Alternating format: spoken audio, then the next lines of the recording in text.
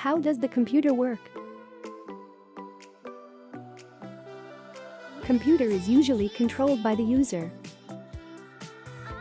The user gives instructions using the input device, the computer processes it, and display it on the output device. The input devices of the computer are keyboard, mouse, microphone, webcam, scanner, DVD drive, etc.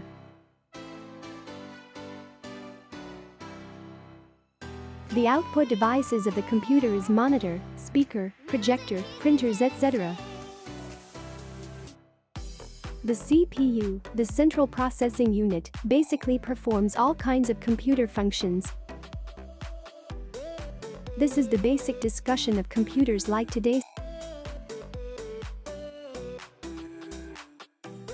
Subscribe to my channel to catch up on new technology videos, and of course, click on the notification bell icon for watching in the next video.